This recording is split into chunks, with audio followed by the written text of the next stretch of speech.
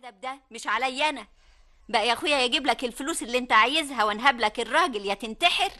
يا اخي روح انتحر في 60 داهيه بناقص كلب. يا دي النايبه يا دي النايبه. اخرس يا جمالات. حاضر يا اختي حاضر. طيب بلاش فلوس لورشه ولا يحزنون، للأدب. اخد لي قرشين هيئ نفسي، اشتري لي بدلتين على قميصين على جزمتين. مش هتاخد ولا مليم ومش هتاخد حاجه خالص غير من شغلك وشقاك في المزرعه. ده تعنت بقى.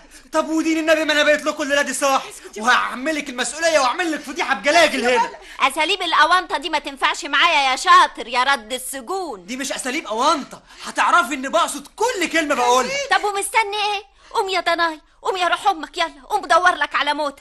يا لهو بال يا لهو بال. اعلي يا ابني اهدى يا حبيبي. اسكتي يا جمالات وابعدي عنه. حاضر يا اختي. اسكتي. حاضر. يلا يا واد، يلا يا حبيبي. على فكرة دفعنا لعمة حضرتك العوايد زي العادة. برضه ما فيش حد فيهم اتصل؟ لا يا سعادة البيه. لا عمي ولا عمتي ولا راجية؟ لا يا فندم. معلش. على فكرة أنا سامع إن الآنسة راجية أخت حضرتك عارضة بيت الحلمية للبيع، والظاهر عشان كده أخدت الحجة. هتبيع ميراثها؟ وسامع إنها هتبيعه بسعر رخيص جدا. أكيد اتجننت، ده البيت مستقبله خطير لأنه هيتفتح قصاده شارع 75 متر. ما هي مش عارفة كده. طب تسأل اللي يعرف. وضروري الشاري عارف الحكاية دي وبيستغل عدم معرفتها وعايز يخلص البيعة أوام. أكيد مجنونة. هي مسألة عند شوية. عند على نفسها نهايته. هعمل لها إيه؟ هي حرة. المهم حضرتك جاي المكتب إمتى؟ أنا جاي بكرة ولا بعده بالكتير إن شاء الله. والله يا محمود بيه يستحسن بكرة. اهلا وسهلا يا محمود يا ابني. أهلا بيك يا عمتي. اهلا يا بنتي. اهلا بيك يا فكريه هانم. قولي لها يا عمتي. اهلا بيك يا عمتي. اهلا بيكي. إيه الحكاية؟